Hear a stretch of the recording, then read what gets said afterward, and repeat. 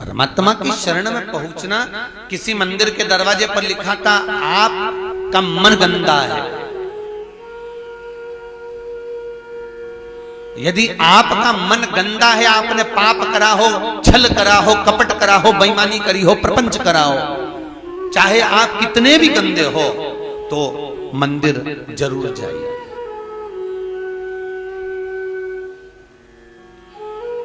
आपका मन गंदा है तो मंदिर जरूर जाओ। लोग कहते हैं मैं गंदा हूं, मेरा मन गंदा है तो मंदिर जाने का नहीं करता। मन गंदा हो, आप काम, लोभ, विषय, वासना, आसक्ति, तृष्णा में कितने भी समाहित हो गए हो, तो भी मंदिर जरूर जाओ। तो एक बैनर पर, एक प्लेट पर ऐसा लिखा हुआ था कि आपका मन अगर गंदा है तो मंदिर जरूर जाना। पर सोचने वाली बात है कि इसका मतलब क्या है। उसका केवल एक सार तत्व है कि जब बच्चा कीचड़ में गिरता है, जब बच्चा गंदगी में पड़ता है, जब बच्चे के कपड़े गंदे हो जाते हैं, शरीर गंदा हो जाता है, तो उसको पड़ोसन नहीं संवारती, उसको कोई रिश्तेदार नहीं उठाता, उसको कोई पड़ोसी गोद में नहीं देता। उसको अगर गोद में कोई लेता है तो या तो माँ लेगी या बाप लेगा, उसका पिता, उसकी माता। उसी तरह आप यदि मन गंदा भी हो गया तो मंदिर जरूर जाना, क्योंकि वो जगत का बाप आपको गले जरूर लगाएगा, ये पक्का है। वो जगत की माँ, जगत का बाप आपको हृदय से अवश्य लगाएगा। क्योंकि चाहे कितने भी गंदे काम, लोभ, विषय, आसना, वासना, आसक्ति, तृष्णा, जितने भी तुम समाहित हो गए, चले गया।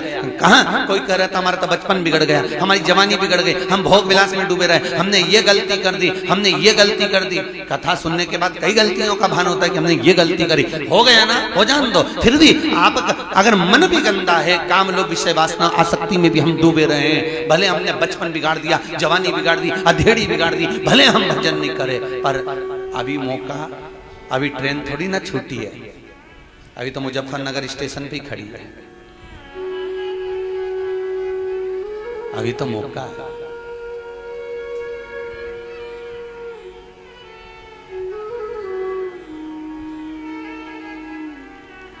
अच्छा ईमानदारी से बोलो, स्टेशन पर उतरते समय आप स्वयं पहले उतरते हो कि सामान पहले उतारते हो? जम के बोलो। सामान उतारते हो, पहले पूरा सामान बाहर, फिर अपन बाहर।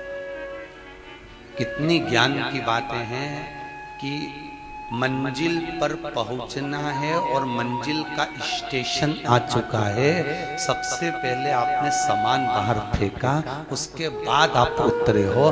बस यही भागवत का सार तत्व है कि काम, लोभ, विषय, वासना को मरने से पहले बाहर फेंक दो, उसके बाद मंजिल तक पहुंच ही जाओगे। स्टेशन पर उतर ही ना, सब फेंक दीजिए, आसक्तियों की परिपूर्णता को निपटा दीजिए। लो एक बेग है, ये सारे काम का बेग, लोभ का बेग, विषय का बेग, वासना का बेग, तृष्णा का बेग, ये बहुत सारे बेग हैं साहब। ये सामान ही तो सबसे भारी है, नहीं तो व्यक्ति तो यूं ही अच्छे से चले जा। यात्रा कोई बेकार, यहाँ कोई परेशानी क्या तुमको?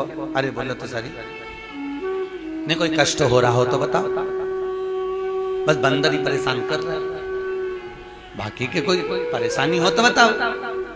अरे बोलो तो सही, नहीं है ना कोई परेशानी, भोजन में कोई परेशानी नहीं। सबसे ज्यादा तकलीफ कब होती है? बस वो स्टेशन पे उतरते और चढ़ते। ये सामान जो है ना, बस सबसे ज्यादा उलझन ये सामान से है। काम, लोभ, विषय, वासना, तृष्णा, आसक्ति, ये सामान से सबसे ज्यादा तकलीफ है। नहीं तो लीला भाई तू तो एक नंबर की है, तू कहीं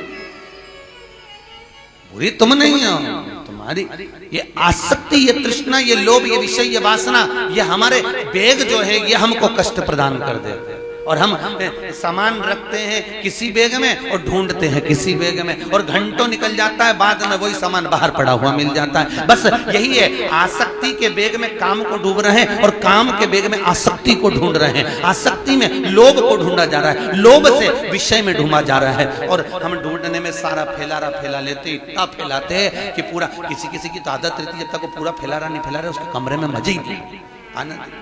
और फिर पड़ोसन के उठा अपना सामान उठा, पता, यहाँ ये पटक दिया, वहां वो पटक दिया, पूरा घर गंदा कर दिया। फिर उसमें कोई कहीं की ना कहीं की एक समझदार रहती है तो झाड़ू उठा के झाड़ू भी लगा देती है। ऐसा कोई सदगुरु आता है जो सारा सामान सोर के झाड़ू लगा के तुम्हें स्वतंत्र कर कर चला जाता है। कोई सदगुरु आता है जो काम लोग विषय वासना आसक्ति तृष्णा को उठाकर कहीं एक कोने में पटकता है, एक जगह पर ढेर लगा देता है, एक जगह पर संभाल के रख देता है और उसके बाद तुम्हारा कमरा साफ कर कर चले जाता है। आसक्तियों से ढूंढो।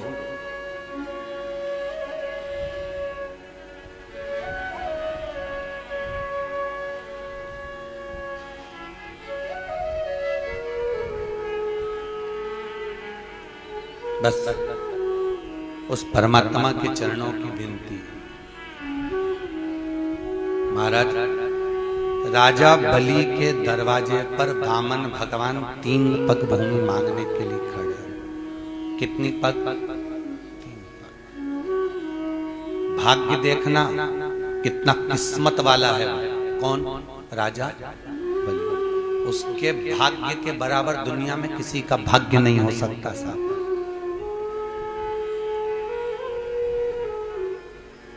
एक भाग्यशाली था वो गिद्धराज जटायु। दशरथ से ज्यादा किस्मत वाला था वो। राजा दशरथ से ज्यादा किस्मत वाला गिद्धराज जटायु। भीष्म पितामह से ज्यादा किस्मत वाला वो गिद्धराज जटायु। 3 किस्मत वाले हुए, एक दशरथ जी, एक भीष्म पितामह, एक गिद्धराज जटायु।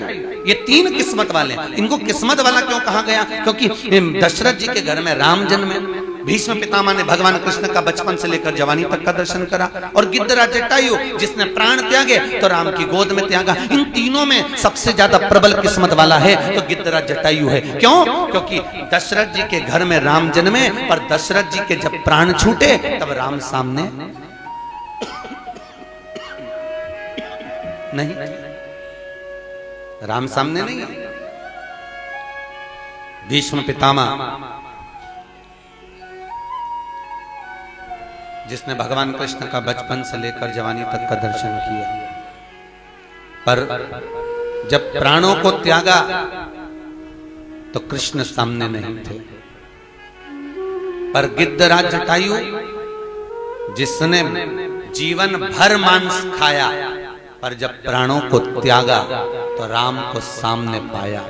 बस ऐसा ही हमारा जीवन हो। बचपन गया जाने दो, जवानी गई जाने दो।